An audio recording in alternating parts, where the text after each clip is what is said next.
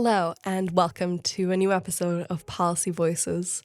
As usual, I'm your host, Sabina Șancu, and this week on the podcast, we got to talk to two of Europe's most notable leaders on the margins of our yearly summit, State of Europe, which took place on the 16th of October, and where we got to discuss some of the hottest topics in Europe right now with some of its brightest minds.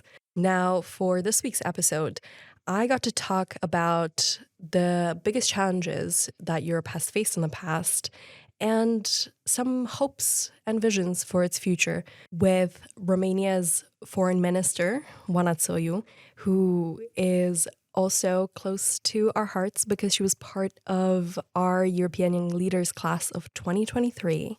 My other guest is Mr. Joaquín Almunia. He is a trustee of Friends of Europe, but before coming closer into our sphere, he was European Commissioner for Economic and Monetary Affairs during the financial crisis. So these two guests definitely have a lot of wisdom to impart, and they do both have a spark in their eye when they talk about Europe. So I'll invite you to listen to my conversations with them, starting with my conversation with Oana Țoiu. This episode, we're going to talk a lot about the future, and I think our previous session on hope was such a good starter point. So I was curious to hear your view about an ideal future of the EU. What would that look like, and how could we get there? Oh, that's an amazing question. And before I jump into the future, I think even now in the present, we need to acknowledge more how close we are to the dream that Delors had, for example. And there are many things that are already in place, almost all of the single market, the solidarity, our capacity together to protect our values, the way we have collectively organized in terms of crisis, be it the healthcare crisis or the war at the border. So maybe there's no European that we say we're in an ideal state, but that's also part of our European culture to always look a bit critical of what we're doing and also use that as an energy to funnel the next ambition. Mm-hmm. So if we are to look more into the future in the terms of what would be ideal, it would be ideal to have the Europe as a whole. It would be ideal to have managed to bridge the gaps in development, in the quality of life, to make sure that this solidarity actually worked in a way where everyone is competitive, everyone has a chance for great quality of life, good education. We've protected the culture and the diversity of opinions. And we've managed to keep and increase actually our global power in terms of how competitive we are, but also in terms of something that the president of Montenegro mentioned this morning, which is a value-based politics, both internally, but also value-based foreign policy. Yeah, he was very inspiring with his approach, I think. He's really an optimist, but in a good way, practical optimist. And an optimist with power. Of course. In his country. And I think that matters because that means his optimism is actually connected with actual decisions and actions. And in that sense, I think that's a lesson for the optimism of Europe, also for the European Union, that it needs to be connected with a faster pace of our decisions. Actually, on that topic, I was interested in hearing whether you think that the EU should expand to incorporate more exclusive competencies. We're always talking about more EU, more EU. Do you see any clear points for that? So I think when we had taken decisions together, like we organized on healthcare, now more and more on defense, they have proved actually to be beneficial for each of the country. But before we work on more exclusive competencies, I think we need to work more on the dialogue we have with citizens. Because at the end of the day, they need to feel that power is close to them. And so far, that is the direct vote in national elections. I think there's still a lot of work to be done in terms of citizen engagement, in terms of the European Union and with national politicians, all of us collectively being better at explaining why there's also a European sovereignty, why the strength of each nation is actually not decreased, but increased by having more power together. And I think that work is not yet done. And that work needs to precede more exclusive competencies. And I think it was interesting to also look at the angle of trust here, about whether citizens trust what the EU is doing and whether that's being communicated to them well enough. So before we go into more ambitious endeavors, what can we do to really consolidate citizens' trust in the EU? Yeah, that is an amazing question. And in our case, in Romania's case, 61% of citizens support enlargement, and that allows us to have this clear, strong political stance within the European Union, but in relationship with our neighbors and with the Western Balkans as well, that we strongly support the enlargement. It's also to our direct benefit as a nation, because that would literally move us closer to the center of the European Union, and that always has very direct logistical, economical benefits, but also in terms of security, that you're surrounded more by the same rules, value-based community, and interdependencies. Regarding young people, I think it's the same investment in hope in one way, but also very direct access to things that they care about, that are present in their life. For example, even the recent decisions on allowing Moldova in the roaming area. Mm-hmm. Of course. That doesn't seem like a big revolution, because it's not, but in the same time, in terms of daily impact for young people that travel within the European Union or that study here, it makes a big difference. And all of these programs, Erasmus, train tickets to travel everywhere, but especially this value-based narrative, this value-based common action, I think it's also immensely important for young people.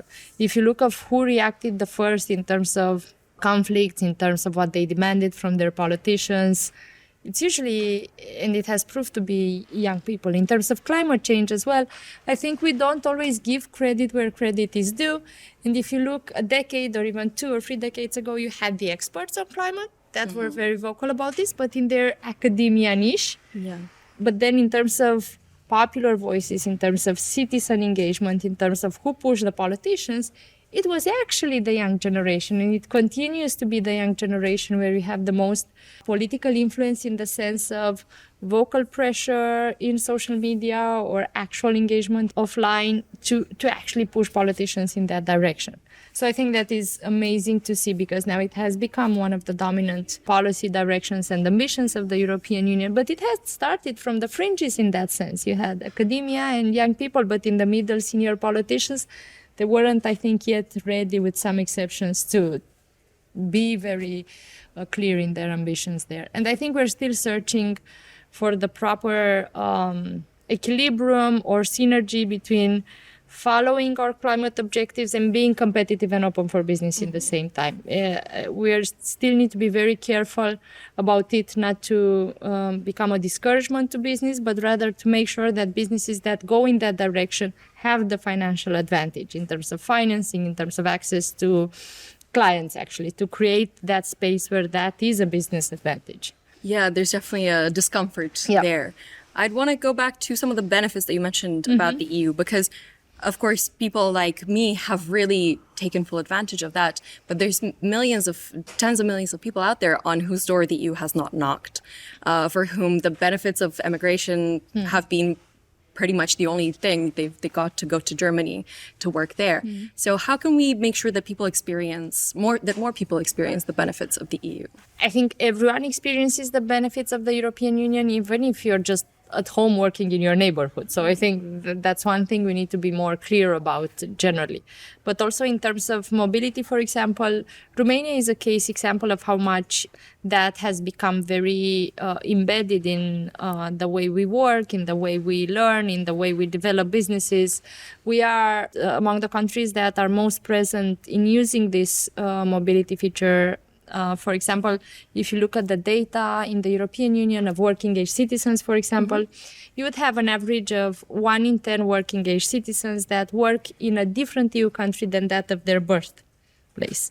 For us, it's 4 in 10. So that, of course, in a way, it presents a challenge back home, because we all want our human resources, our brain power, our innovation to actually contribute at home in a way. In the same time, it has also made that the human capital is our core element, in the sense of we rely on that at home, but in the same time we have a significant network of Romanians that create values in many societies, have business know-how in more than just one culture, young people that have been exposed to different education, cultural environments. So in a sense, Romanians are very European also from that perspective. And that's why I think we also have the responsibility as a country, policy-wise, to push the European Union for a better integration in terms of the labor market, in terms of the benefits, recognizing education across countries, and making that more easy. Because even people that are now young, and typically when you're young, you don't think about retirement, are actually a generation that most likely when they retire, they're going to have academia, work, experiences in more than just one country. So we need to make that puzzle work throughout your career time, but also work when you decide to retire. And it's now already clear in terms of the legal rights you have, but then the procedures also need to work fast and be accessible. I'm going to pivot to my last two questions. Sure. I'm curious, again, from your perspective, what you think the biggest challenge that the EU has been, and what we can learn from that to become more resilient in the future. I'm going to go back to Delors because I think it's amazing what Friends of Europe and Jacques Delors have decided to launch the Common Foundation and to take on the ambition and the work and the responsibility to contribute to this idea that the European Union is such an amazing, beautiful, imperfect, unfinished project that needs us all on board in a way and needs this combination of dreams and ideas, but action and power to decide. And I think that is also the challenge that we are facing. And going back to Delors' speech, but also some of the conversations I've had with Gert and Natalie and the whole Friends of Europe community, that we need to focus more on the soul of it. And why do I say that? I say that because governments change, ministers change, sometimes even political or policy positions of countries change, right?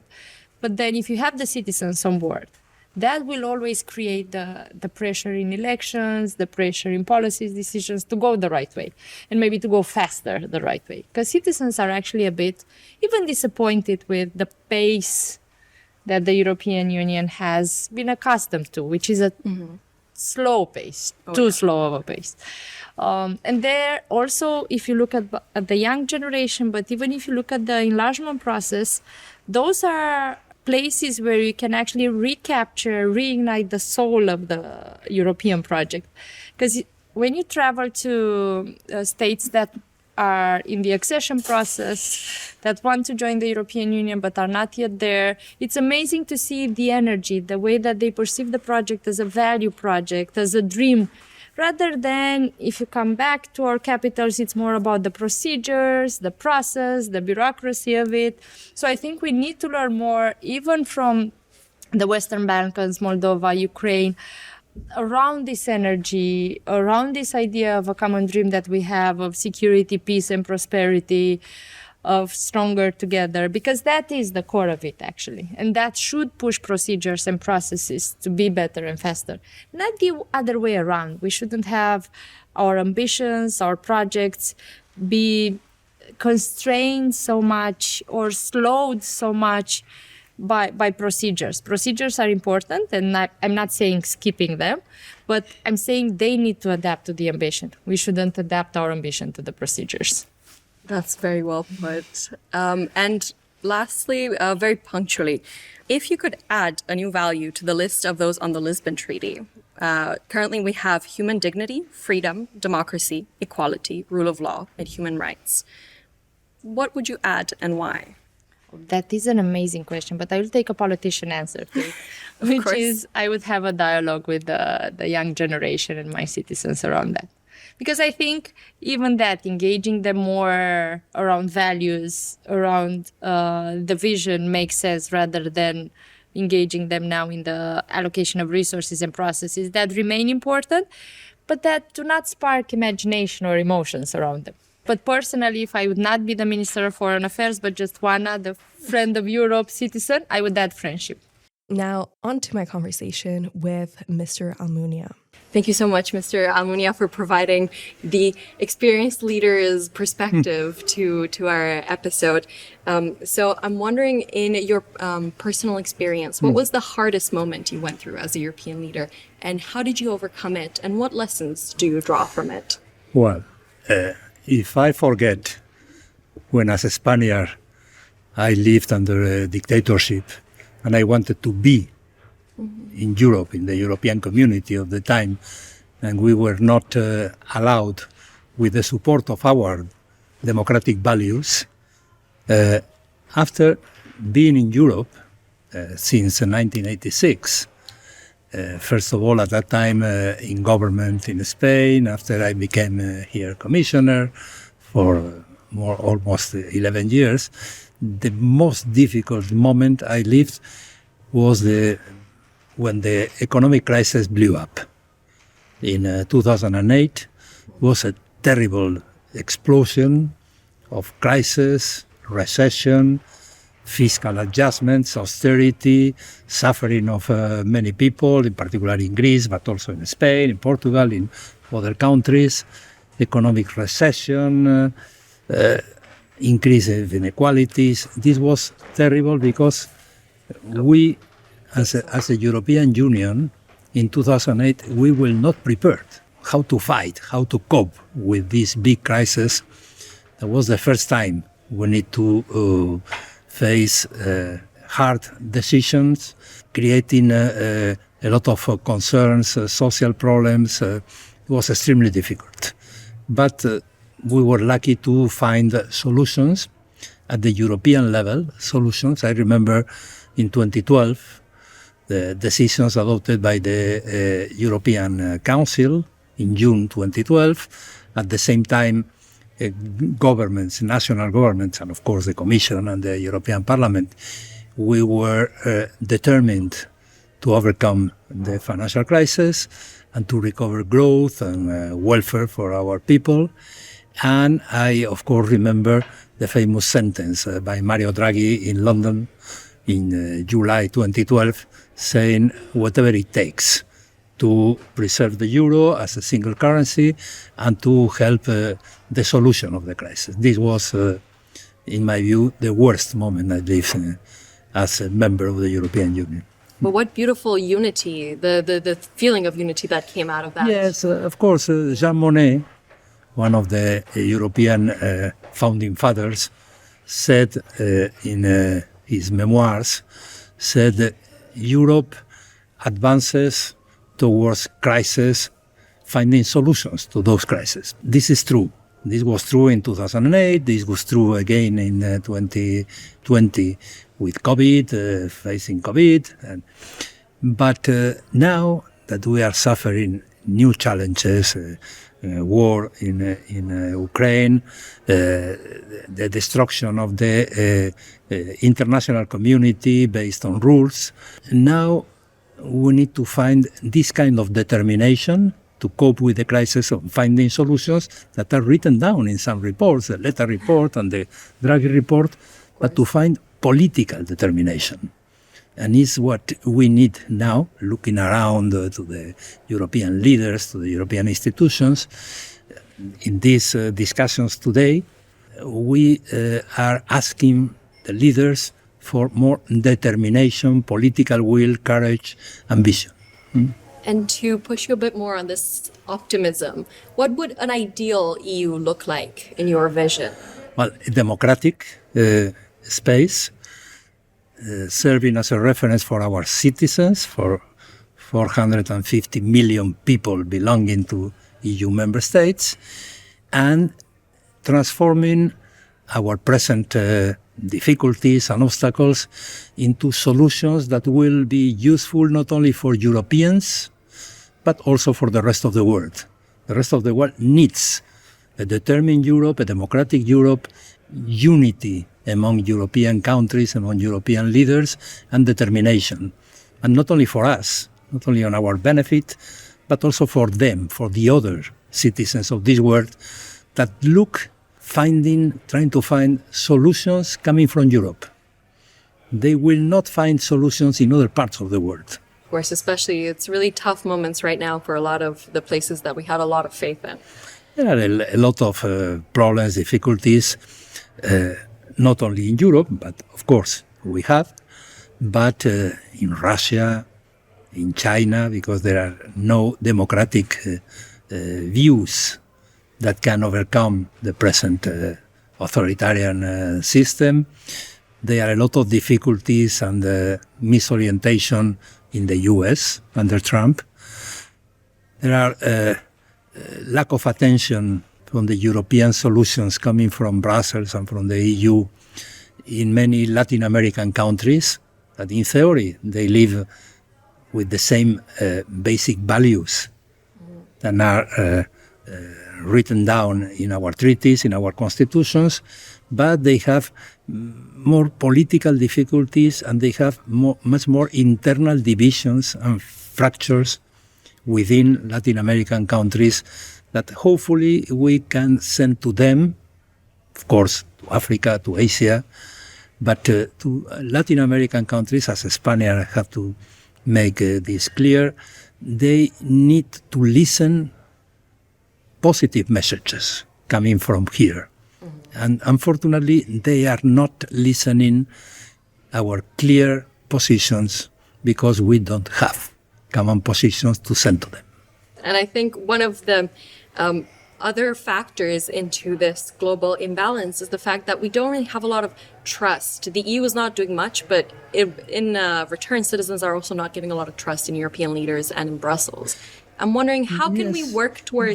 But if you look at the opinion polls, the Eurobarometers, trust from European citizens, according to the polls, in the European Union, institutions, organizations, basic principles, values, strategies, trust has improved among citizens in Europe.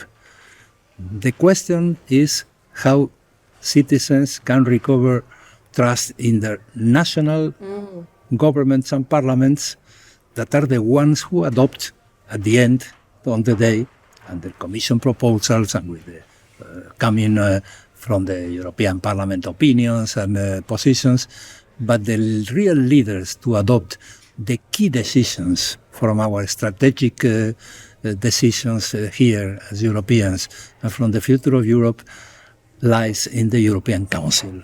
And I think there the solutions must come not only from reports, not only from Commission proposals, not only from discussions such as this one today, very interesting, but we need to look at the European Council and find determination, vision, strategic views, democratic values, and solutions.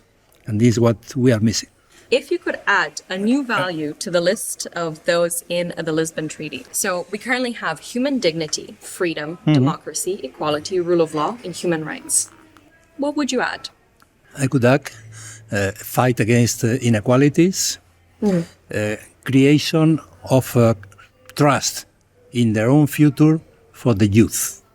Thank you so much to Oana Țoiu and Joaquín Almunia for sharing their visions for Europe and the biggest lessons that they've learned from Europe's challenges so far.